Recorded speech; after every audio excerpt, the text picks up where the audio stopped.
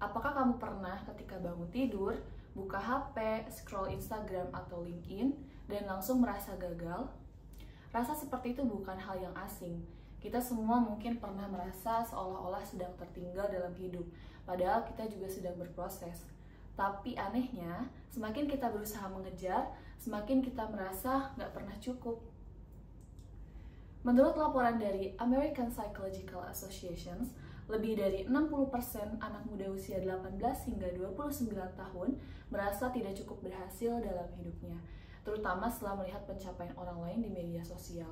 Dan di Indonesia sendiri, survei oleh Populix pada tahun 2022 menunjukkan bahwa 52% generasi Z merasa tertinggal dibandingkan teman sebayanya. Kemudian terdapat jurnal yang mengatakan bahwa pengguna sosial media yang berat itu percaya bahwa kehidupan orang lain lebih sukses. Saya sendiri pernah ngerasa hidup saya lambat. Rasanya semua hal itu tidak berjalan sesuai dengan apa yang saya rencanakan di awal. Mungkin melihat teman-teman sudah banyak pencapaian atau achievement, melihat mereka punya IPK bagus atau mendapatkan beasiswa dan sudah magang di perusahaan besar. Sedangkan saya masih melakukan kegiatan yang itu-itu saja. Kemudian saya merasa bahwa apakah saya salah jalan? Hal tersebut bukan cuma rasa cemas biasa. Ini adalah perasaan terjebak dalam perlombaan yang tak kasat mata, di mana kita merasa harus terus lari, terus mengejar, tapi entah apa dan juga siapa yang sebenarnya sedang kita kejar. Dan di balik semua itu ada satu akar utama, yaitu perbandingan sosial. Nah, sebenarnya apa sih social comparison theory itu? Jadi, social comparison theory itu pertama kali diperkenalkan oleh Leon Festinger pada tahun 1954 yang menyatakan bahwa kita secara alami menilai diri sendiri dengan membandingkan diri dengan orang lain. Kita juga mencari tolak ukur, tapi kadang lupa bahwa standar dan kriteria setiap orang itu berbeda. Nah, untuk social comparison theory ini ada dua macam. Yang pertama ada upward comparison, yang kedua ada downward comparison. Untuk upward comparison itu berarti membandingkan diri dengan orang yang lebih sukses dibanding kita atau berada di atas kita. Nah, untuk yang downward comparison itu merupakan membandingkan diri dengan orang yang dianggap kurang. Nah, masalah itu akan muncul ketika upward comparison berubah menjadi rasa minder, cemas, bahkan depresi. Lalu apa sih sebenarnya kaitan antara social comparison theory dengan perasaan tertinggal? Jadi perasaan tertinggal itu akan muncul karena kita selalu menilai diri berdasarkan pencapaian orang lain, bukan perkembangan pribadi. Nah, ada beberapa tanda yang perlu kita waspadai ketika hal ini mulai kita rasakan. Yang pertama ada comparing atau membandingkan diri. Nah, semua permasalahan itu biasanya dimulai dari sifat ini. Kita melihat orang lain, teman kita sudah mempunyai bisnis sendiri di usia yang sama, atau orang-orang di Instagram yang terlihat bahwa hidupnya sangat perfect. Dan dari situ kita mulai membandingkan, kok dia sudah sampai sana, sedangkan saya masih di sini. Nah, yang kedua ada not enough. Setelah itu muncul perasaan bahwa saya tidak cukup cepat, tidak cukup sukses, ataupun tidak cukup hebat. Padahal kenyataannya kita hanya melihat kehidupan yang orang lain bagikan selama 5 detik tanpa melihat perjuangannya. Kemudian yang ketiga ada losing spirit. Nah, kalau misalkan dibiarkan sifat-sifat yang tadi, maka itu akan membuat kita kehilangan semangat. Kita mulai ragu dengan diri sendiri, merasa stuck, tidak tahu harus mulai dari mana, bahkan bisa sampai burnout atau merasa hidup ini tidak adil. Nah, perasaan-perasaan itu muncul karena kita menilai diri berdasarkan pencapaian orang lain, bukan perkembangan pribadi. Kalau sudah sampai di titik fase-fase ini, artinya kamu butuh berhenti dan mulai ubah cara pandang kamu. Nah, yang perlu kita ingat, definisi sukses itu tidak universal. Bagi sebagian orang mungkin sukses itu ketika kita bisa traveling setiap bulan, atau mungkin ketika kita punya gaji besar, atau mungkin bagi yang lain lagi cukup bisa hidup tenang dengan orang-orang tersayang. Tapi karena media dan lingkungan sosial, kita sering merasa bahwa definisi sukses itu cuma terkait dengan prestasi, materi, dan juga validasi. Padahal sukses itu personal. Nah, ada beberapa penyebab umum perasaan tertinggal itu bisa kita rasakan.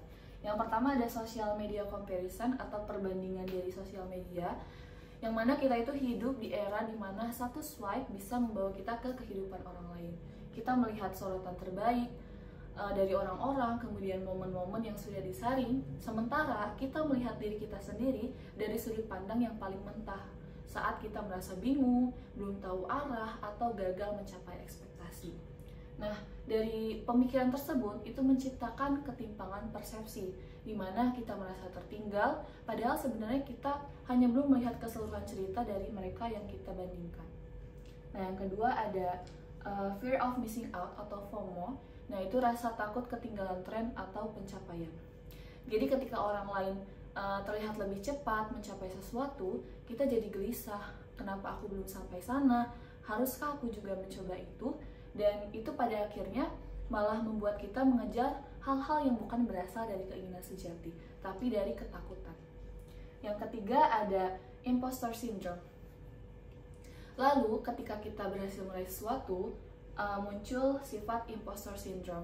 Jadi sindrom ini merupakan sindrom merasa tidak layak, merasa bukan siapa-siapa, merasa kita hanya beruntung meskipun hanya punya satu pencapaian. Kita merasa itu belum cukup, kita takut ketahuan bahwa sebenarnya kita tidak sepintar itu, tidak sekeren itu. Nah, yang keempat ada cultural pressure. Jadi ini tuh merupakan ekspektasi dari orang tua, lingkungan, orang-orang terdekat, atau bahkan budaya soal kapan kita harus berhasil. Nah, jadi bagaimana caranya supaya kita tidak terus-menerus terjebak dalam perasaan tertinggal? Kuncinya adalah menyadari bahwa kita bisa kontrol persepsi kita sendiri, dan dari situ pelan-pelan kita bisa membentuk pola pikir yang baru. Nah, mungkin di sini terdapat langkah-langkah konkret yang bisa kita lakukan. Yang pertama ada batasi konsumsi media sosial. Kita tidak bisa selalu mengontrol apa yang orang lain tampilkan, tapi kita bisa kontrol seberapa sering kita melihat highlight ataupun sorotan dari orang-orang. Yang kedua ada tulis definisi sukses versi kamu sendiri. Nah, ini coba tanyakan kepada diri sendiri, sukses versi saya itu sebenarnya seperti apa? Bukan versi orang tua, bukan versi teman, atau versi orang lain, tapi versi kamu sendiri. Kemudian ada set satu tujuan kecil dalam seminggu. Itu kita sering ngerasa stuck karena kita berpikir terlalu jauh. Padahal terkadang satu langkah kecil saja sudah membuat kita bisa merasa maju. Misalnya kita bisa baca 10 halaman buku dalam satu minggu, olahraga dalam seminggu, atau dan lain sebagainya. Kemudian ada juga praktikan gratitude journaling. Jadi tulis 3 hal yang kamu syukuri setiap hari, walaupun itu merupakan kemajuan atau kebahagiaan yang kamu rasakan di hari tersebut. Kemudian ada juga cari lingkungan yang mendukung. Teman yang sefrekuensi juga bisa jadi penyemangat, bukan sebagai kompetitor. Kemudian yang terakhir adalah evaluasi diri. Kita perlu melakukan refleksi, kenapa teman kita bisa melesat lebih cepat dari kita, apa target kita sendiri, apakah target kita terlalu tinggi dan tidak realistis, atau jangan-jangan targetnya oke, tapi usahanya yang kurang. Jika memang tidak bisa karena kondisi tertentu, maka sebaiknya kita harus menurunkan ekspektasi. Tapi jika kita merasa kita mampu untuk meraih tujuan tersebut, maka yang perlu ditingkatkan adalah usahanya. Seperti yang dijelaskan oleh James Clear pada bukunya yang berjudul Atomic Habits, kalau kita itu harus fokus pada sistem, bukan hanya tujuannya. Karena ketika kita terlalu fokus pada tujuan, itu bisa membuat kita kecewa, apalagi jika hasilnya belum terlihat. Yang lebih penting adalah membangun sistem harian yang membawa kita pelan-pelan ke tujuan itu. Jadi, daripada terus bilang, aku mau sukses, lebih baik tanya sistem harian seperti apa yang bisa aku lakukan untuk mendekat ke arah sana. Nah, kalau kita terus kejar tujuan tanpa sistem, kita akan cepat lelah dan juga frustasi. Tapi, kalau kita punya sistem, hasil akan datang sebagai efek samping dari proses yang konsisten. Dan terakhir, saya ingin mengatakan kepada teman-teman sekalian, juga diri saya sendiri, bahwa success is not a race, it's a season and your season is coming. Hidup itu bukan tentang lomba lari, tapi perjalanan yang panjang. Kalau sekarang kamu merasa tertinggal, bukan berarti kamu salah arah. Bisa jadi kamu sedang ditumbuhkan pelan-pelan untuk hal yang jauh lebih besar. Ketika kamu mulai khawatir, coba ingat bahwa Setiap orang punya musimnya, dan kalau belum datang sekarang, just relax and enjoy the process. Sekian, terima kasih.